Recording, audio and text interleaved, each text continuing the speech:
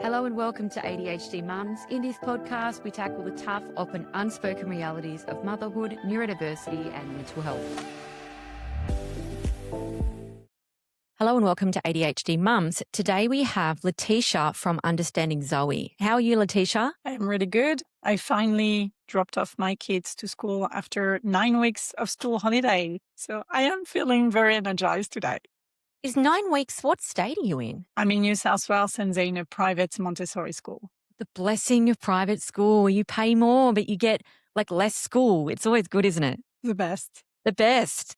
So I have got Laetitia on here because we are going to tackle one of those big subjects that I have been circling around for the last couple of years, and that is AI and mental load and women. Laetitia, can you tell us a bit of a reason why you're so passionate around AI and the invisible mum load? So my passion for AI started before AI was cool. I've always been a bit of a nerd, and I was a general manager in Telstra, and I was leading the AI and data commercialization teams. But I was fascinated by the power of AI and all the application of AI. And I didn't see much application into our personal life and into what we face as women, because indeed in AI, it's highly dominated by those who identify as male.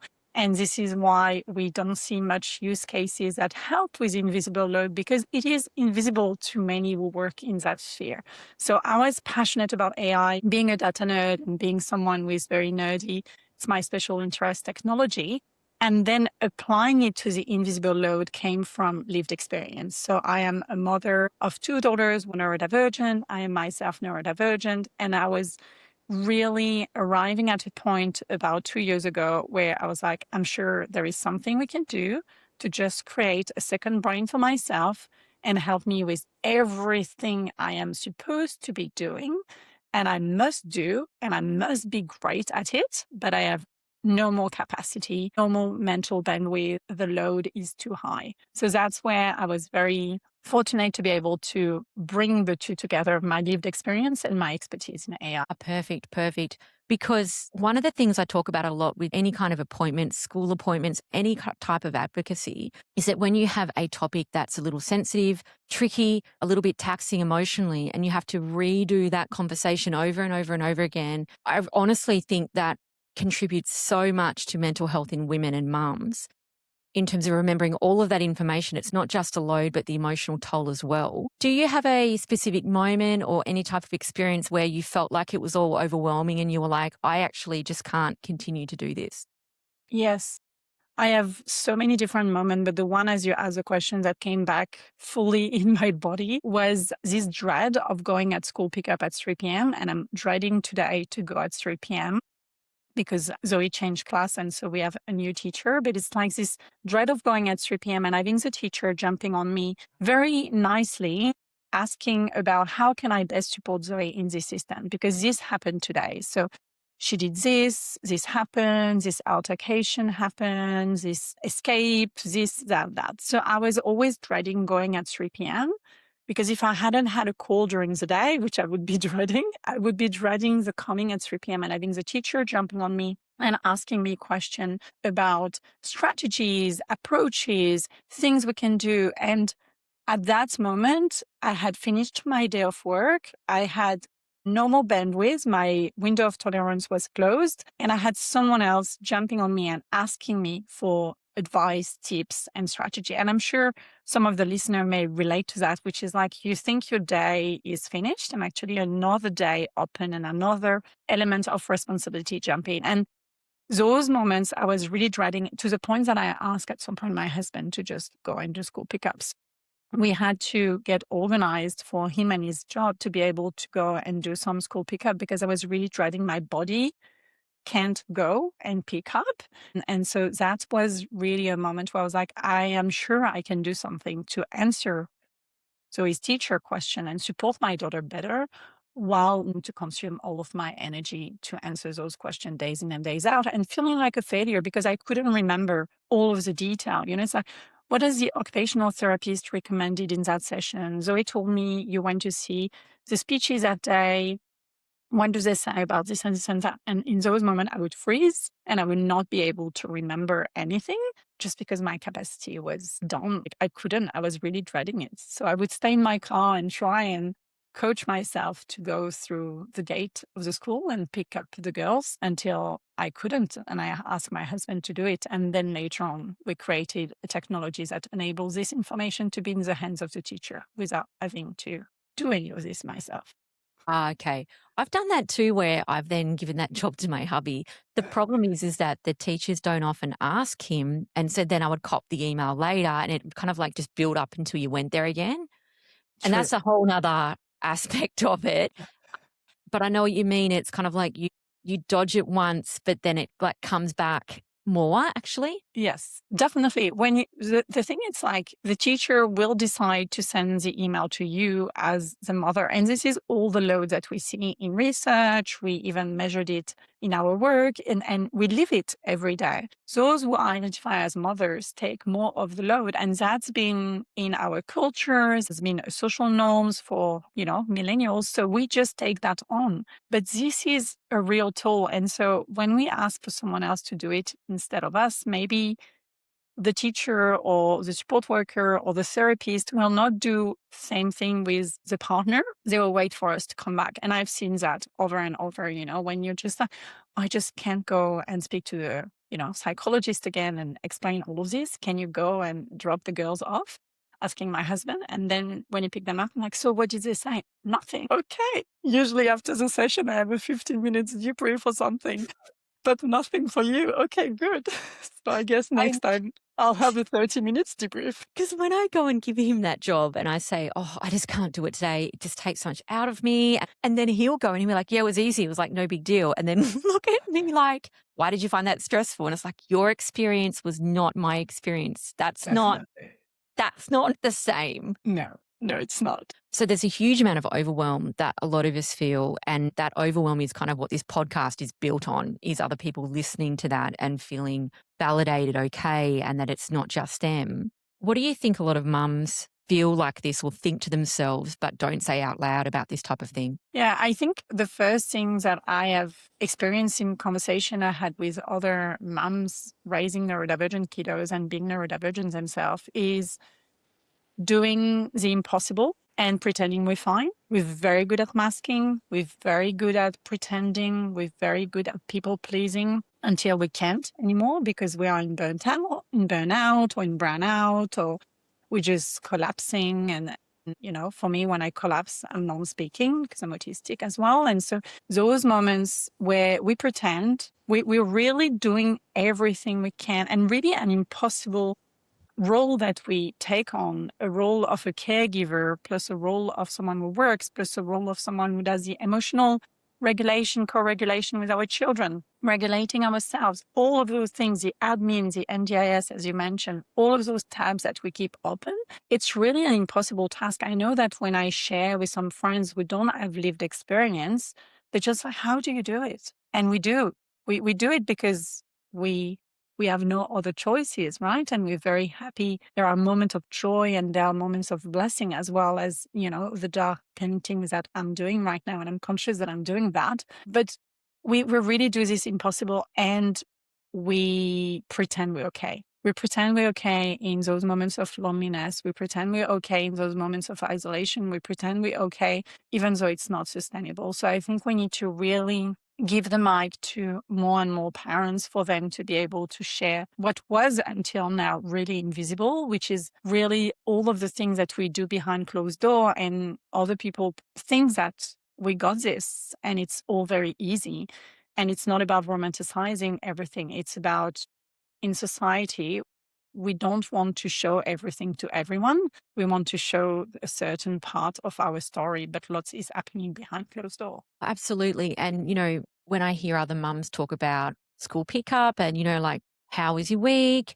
Oh, really good, thanks. It all seems very general and, yes, a little surface from another autistic woman's point of view. But on the other side of it, I think, well, they don't have anything else to talk about because they walk in, they pick up their child says they had a good day, they walk to the car. Anything out of the ordinary is out of the ordinary for them. Yeah. Whereas, as you talked about, I'm kind of like crouching up my shoulders thinking, I don't have the bandwidth for a conversation today. And if I see a teacher walking over towards the fence as far away as I can get, I just my heart sinks because I just think I just don't want to know, kind of like, you want them to come over and talk to you and get strategies, and that's so positive. But on the other side of it is you don't want them to need to, would be even better, because I've worked as a psychologist, and we always had a really framed up space for those times that you would help somebody problem solve, for example. You wouldn't get out of the car having not had lunch, having been stressed as fuck is the only way to say it, to walk out and then problem solve a pretty complex, highly emotional state for somebody. And again, it's great that the teachers ask you, but the other side of it is there is a really big tax to, as you said, always having your tab open, because you can't shut it, because then you got to re-find it. We don't have the opportunity necessarily to shut those tabs. And also we will blame ourselves if at some point we shut one tab and we don't remember something that we're supposed to know, because we are the expert in a way of our job, because we live with them. We're supposed to know everything about them. So we've developed those level of depth and expertise in different fields that sometimes, and we know that because it's been shared by a lot of therapists, is even as parents, you start knowing so much about different therapy and different things, because you become, especially if you're yourself neurodivergent and like me, autistic, you develop this special interest into all of those things to really help understand your child better. So you will blame yourself because you don't know the answer to that question when you're supposed to know the answer to that question. So there's so much guilt, so much blame, and so much love, so much pride, so much advocacy. It's really this kind of black and white feelings that you navigate through all the time, I find, as a parent of a neurodivergent children who is neurodivergent themselves. It's like we're really always relating, connecting, and also blaming ourselves a lot. Like I find lots of moments where I'm like, I'm supposed to know that because I've lived through that. I should know, but at the same time, I don't. Yeah, and then it's the constant scanning, isn't it? Like, I said this, they said this, the new problem is this, that didn't work. It is an impossible task to play that role full time, all the time. I totally agree. I think it's a point that we need to talk about more. Okay, so if we strip back all of the repetition, all the repeated conversations, all of that taxing emotional load, as I said, like what is in an assessment report. So what are some things you replicate with AI using your platform, Understanding Zoe, that you can use to take some of the load off the tabs? Very good question. So I would say anything that is repetitive, always asked of you, which is known by any documents, any reports, and so on, can be used by AI, because this is the best case of AI, right? It's about finding patterns, finding repetitive information, finding information within a place where it's stored. So that's the most easy, here it's my expert AI hat on. This is the most compelling use case of AI. Something that's repetitive, something that's known, something that's for sure in a place, but you as a human will need to spend some time looking through the 38, 42 pages of the assessment to find this information. Use AI to find quickly, put it back in its context, and answer questions. So that's the first thing. So for instance, if you have a teacher asking you to fill out again another form, another about me, you can just go within Understanding Zoe and ask Understanding Zoe to generate straight away an about me, which is up to date with all of the relevant information captured from all of the different reports, different assessments, different observations, different elements that have been inputted within the platform. So you don't have to remember what are your child's strengths and their needs and their favorite activities and the best way they learn. The platform will do that for you. So that's saving, I would say, 30 minutes at least to fill out an about me in literally a few seconds. So that's an example. Another example for me that's been very, very helpful is onboarding within the platform. Zoe's teacher, Zoe's support teacher, Zoe's support worker. So then they can ask questions in the moment or before a moment. So for instance, we have a very clear use case, which I shared with permission of Zoe's teacher last year. They were preparing for a drill at school, and Zoe can get very distressed in those moments. So before the day of the drill, the teacher went on Understanding Zoe, asking how can I prepare best Zoe for the drill? What are the things that I need to put in place to accommodate for Zoe? So rather than asking me at 3 p.m. the day before, the week before, we're going to have a drill, what can I do? She knew, so putting the noise cancelling headphone somewhere where Zoe could access it if she wants to, explaining to her what a drill is about, the fact that it's not a real drill, it's something to practice. All of those kind of things will help and de-escalate before escalation happen.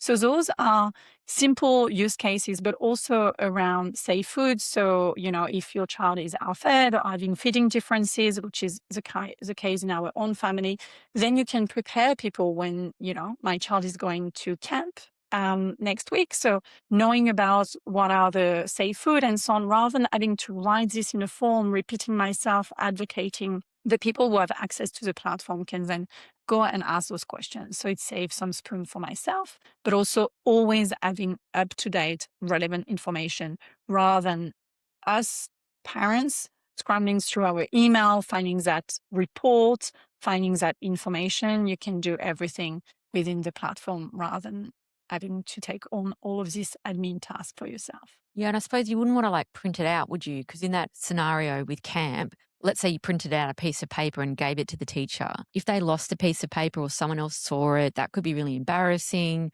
That's real confidential information. How do people access the platform then in a way that would be secure? So they have their own login and their own password, and they're invited by a parent to access the platform. And then the parent can revoke access to the platform at any point in time. And they have access to the information that the parent wants to give access to. So if, for instance, you have to submit, I don't know, the assessment, an NDIS plan, things like that, you can give access directly within the platform, document by document, or you can decide to give no access to any document. You can give them access to the ability to ask questions. It's just you decide what you give access to and so on. And it's through password and login that are protected and everyone is having their own. It's not about sharing the same password and the same login about one child and then you can access another children's profile. Every profile is secure and separated. So even if a teacher is having 5 or more children on the platform, the teacher will have one login and then will access a different children's profile on his dashboard. And if one parent decide to, they change schools, they change teacher, they remove. So we really built it for parents by parents because we want to give back the ability to parents to keep this as a living thing with them as a child are growing. And we're also releasing in the next release a version that can include also adult for your own profile. I have my own profile to limit my own emotional load on myself as well. So we're now releasing it for adult because we saw a high percentage of users which were above 18.